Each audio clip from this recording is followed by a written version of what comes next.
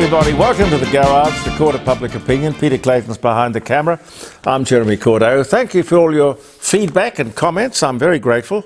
Before we get into the stuff of the day, of which there is plenty, there's never a shortage of stuff, I mean. June the 28th. If you're celebrating the day, well, here's one. 1859, the first dog show, very first dog show recorded anywhere in the world, was held at Tyne, T-Y-N-E, Tyne, in England, 1859.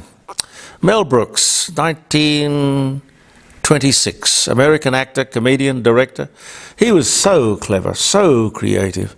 Get Smart, Blazing Saddles, Young Frankenstein, Spaceballs. I don't think I ever saw Spaceballs. Did you, Pete? No. I don't know about that one. But he was born in New York City. He was married to Anne Bancroft for years and years and years. And sadly, I think we made note of the fact, was it last week or the week before, that Anne had died? Anyway, Mel Brooks, 1926. The first US ground combat forces in Vietnam, authorized by President Lyndon Johnson on this day in 1965. And it all began with a couple of consultants that I think it was John Kennedy sent over in 1960. You know, oh dear. Dear, oh dear. 1838, the coronation of Queen Victoria in Westminster Abbey. She was only 18 years old. 1914, Franz Ferdinand, Archduke of Austria, and his wife Sofia are assassinated in Sarajevo by a young Serb nationalist. And that was the shot that was heard around the world. They called that event the shot that was heard around the world, and it was the beginning of World War I. 1919, the Treaty of Versailles, ending World War I on the same day, establishing the League of Nations. Well, that was a flaming disaster, like the United Nations that followed it. Anyway, that was signed in France on the same day, 1914. Mercedes-Benz forms the world's oldest automobile manufacturing, well, I suppose you'd call it a combo, because they merged with a couple of other companies on this day in 1926. And they have gone on over the years, the decades, indeed, may I say, the centuries, from strength to strength. Tomato is proven to be non-poisonous by Colonel Robert Gibbon. He ate a tomato on the steps of the courthouse in Salem, New Jersey, on this day in 1820. The tomato is like, I think the tomato is a bit like the potato. It's deadly nightshade, which is a poison, but, you know, I think you'd have to eat a lot of tomatoes. But they came from the, wherever they came from, tomatoes. Where did they come from? I must look that up. I thought they came from the New World. One of the things that came from the New World. But this was the New World, so you'd have imagined that they'd have had some familiarity or knowledge of tomatoes. Professor Stephen Hawking hosts a party for time travellers at the University of Cambridge on this day in 2009. He did not send the invitations out until the day after the party.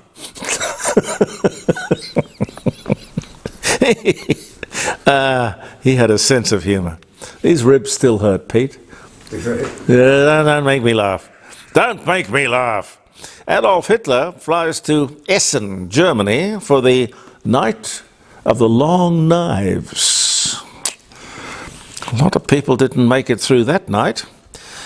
1934, the saxophone is patented by Adolphe Sax in 1946. The best saxophone player, I think, in the world is a guy called Boots Randolph. And if you Google Boots Randolph, apart from the songs, the music he plays as an instrumentalist, he was the backing saxophone on so many of the songs out of the 50s and 60s you wouldn't believe.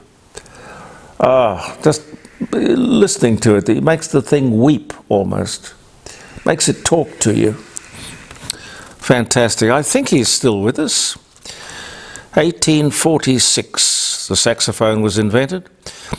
Elon Musk, American entrepreneur and inventor, SpaceX, Tesla, PayPal, born in South Africa, Pretoria, in 1971. The bushranger Ned Kelly is captured in Glenrowan in 1880. The Constitution of Ukraine is signed into law in 1996. And Richard Rodgers, American composer, mostly for theatre, Rodgers and Hart, Pal Joey, Babe in Arms, Rodgers and Hammerstein, Oklahoma, South Pacific, The King and I, The Sound of Music. Wow, Emmys, Grammys, Oscars, Tonys. Amazing. Born in New York City. He died in 1979, but born 1902. Richard Rodgers, the great Richard Rodgers. And one more. John Wesley, English clergyman, Christian theologian, co-founder of the Methodist movement. He was born in Epworth, England. He died in 1791, but born 1703. And as I say, if you remember the day for any reason, I hope it's a really great day. They're all great days. Every one that you wake up on the right side of the grass is a good day. Waterhouse Cooper. I bet you there were a couple of days in the recent past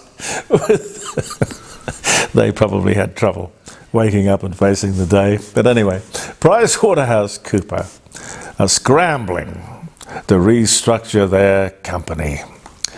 Well, you know what I think of consultants. I think they're fine, no problem. I never liked using them with my radio stations. I believed that all my people had the right stuff. We didn't need to bring people in from outside, but it's amazing the number of people who come knocking on your door saying, we are the answer to a maiden's prayer. We will do things with your business that you can't even imagine. Yes, like charge you $500 an hour or something. Oh, no, worse, $5,000 an hour. Anyway, nothing wrong with people earning a living. I've got nothing against that. But as a taxpayer, I don't want governments employing consultants when we've got a huge, well-paid, intelligent, capable public service already at foot. You know? They're there to do the job. Let them do the job. Anyway, Waterhouse Cooper, getting back to them, they're going to restructure. Well, I've got to ask this company that is paid literally hundreds of millions of dollars to advise people as to procedures and structures and strategies, brought to this crisis point in their history by whom? Themselves. And they finally decide to do something about the situation. And it turns out that they have sold the government advisory part of the business for $1. Okay. How can they possibly hold their head up high and say, let us advise you on how to run your business? I don't get it. Anyway, have you noticed the government seems to be adjusting the Yes campaign for the upcoming referendum? Number one, yesterday I think it was, they have shown that they certainly won't get the popular vote, and they certainly will not get the vote from the states, because with a referendum you have to not only be across the line with the popular vote, but you have to carry the states. You've got to carry every state, and that's just not going to happen. But why I bring it up is that I've noticed that they don't mention the voice as often as they used to. They use the word recognition. Recognition. The voice, you see, is now provoking questions that they can't or don't want to answer. You see, I imagine in the beginning they thought that the word voice was very clever. I mean, who is going to deny anyone a voice?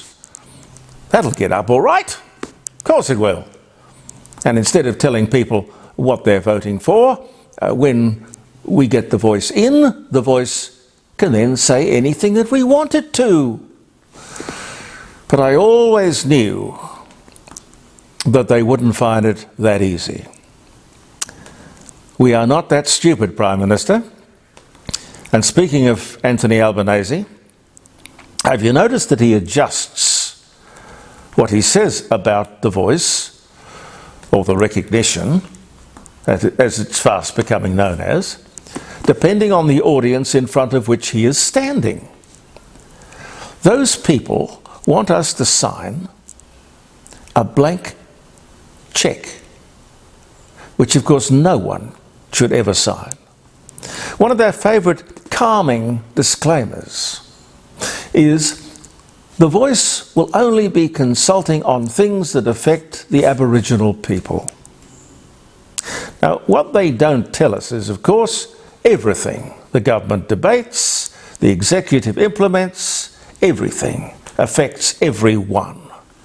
All legislation, every governmental decision affects Aboriginal and non-Aboriginal people in the same way.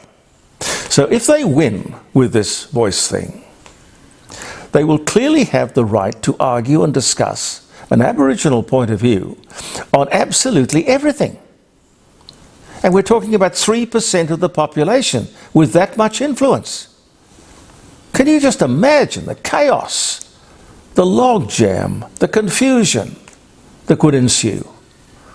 Parliament and government would be unworkable. It's all so silly. But why are they pushing it? These people are not stupid. Something is going on, ladies and gentlemen. But when you think about it, what we have here, right now, one man, one vote. We all have the same access to either voting for a politician or becoming a politician, or petitioning a politician, or approaching a politician. Make an appointment with him or her at the electoral office. No problem. No one should be treated differently, particularly on the basis of race or skin colour. It's racist, it's patronising, but most important of all, it's dangerous. And if you doubt what I say, I can't play it for you because I can't find it on a compatible, what do you call it, Pete? File. File. This guy, Thomas Mayo, he's a big man. He is one of the signatories of the voice. He's been there with the thing from the heart. He's the Uluru Declaration from the heart, all of that. He is a prime mover in the whole thing. I have seen this tape, which has been sent to me by a few people. If you Google it, you will be as horrified as most who have seen it, because it will leave you with no doubt in your mind as to exactly what they are planning. Try and find that. Thomas Mayo. And the amazing thing to me is that all of this stuff that he is saying about honouring the elders of the Communist Party and how he's going to dismantle the world as we know it, or society as we know it, he's standing there right beside the Prime Minister, who says nothing to him, doesn't correct him, doesn't reprimand him. Very, very enlightening. But here's one thought, though.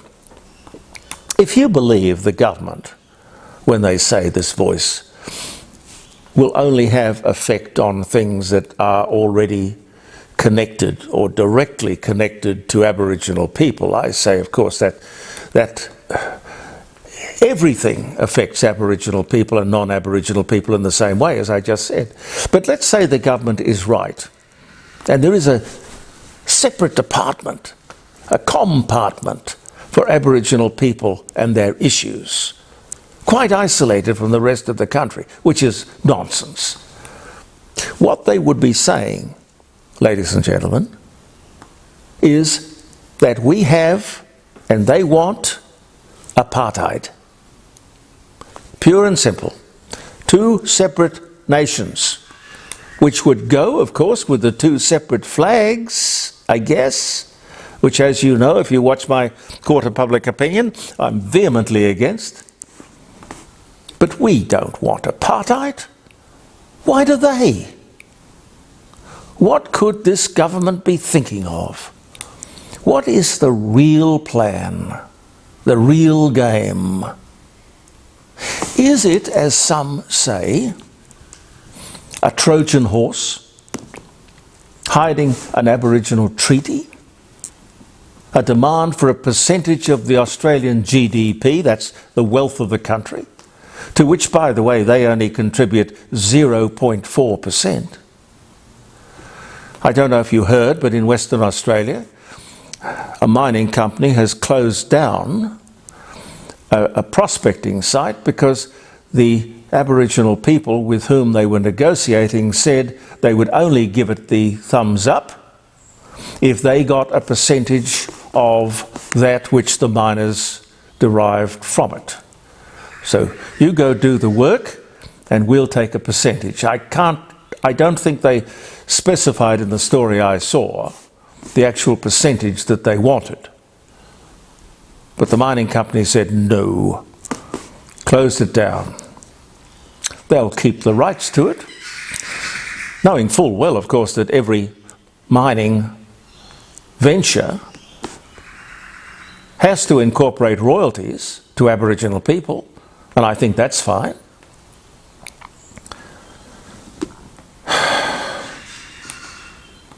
But the agenda worries me, the possible agenda, the bigger picture. Perhaps every landowner, if you look at this Thomas Mayo thing, you will see exactly what I mean. Every landowner ordered to pay rent or a special levy or tax paid to the Aboriginals, reparations, compensation, or, as I heard one activist say, white Australia, you have not yet begun to pay, which is what Jacinta Price has warned us about on several occasions. The key revealing question, I don't know if you stayed up, I had my ear plugged in and I was listening to it for most of the night when they were debating the voice legislation. This was the enabling legislation to get the referendum up. Went till after 4 o'clock in the morning. I listened to parts of it. But the key revealing question Jacinta Price asked that morning while the House was debating the voice referendum,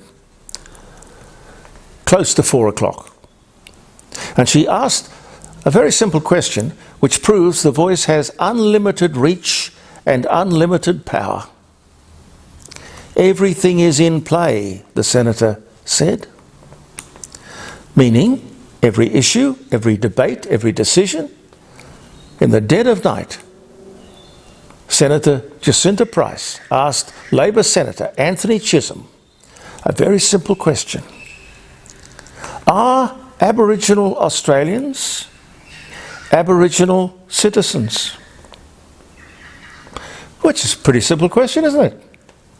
The point she was trying to make was the point I've been making, that every policy issue impacts Indigenous Australians in exactly the same way, black or white, no difference at all. And to treat people differently on the basis of their race or their skin is racism, pure and simple. But let me quote Senator Chisholm's reply. No, I won't quote it. Let me give you a paraphrase of it. But look it up, you can. It's on Hansard. totally recorded.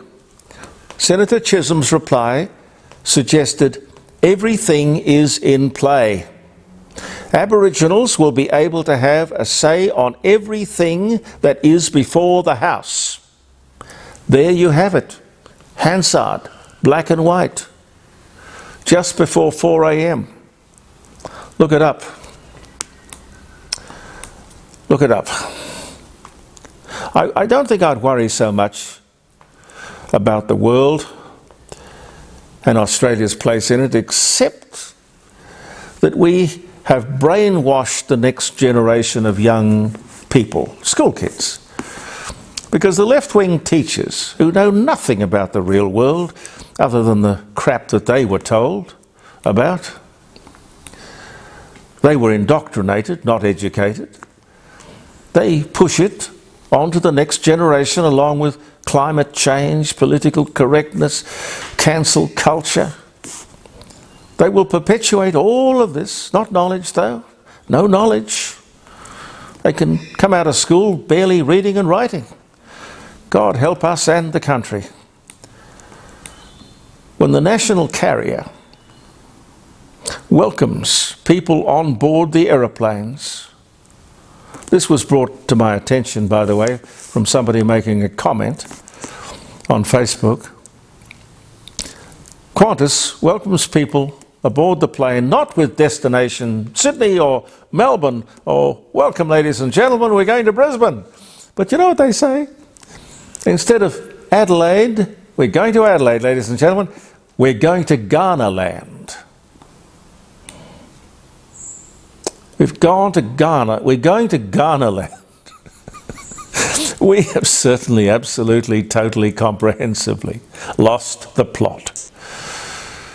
This wonderful egalitarian country, society, where everyone, black or white or brown or pink, has equal rights and opportunity to do the best he or she can, is at risk. I don't know what to do about this voice thing, but if we allow this to get off the ground, I am terrified for the future.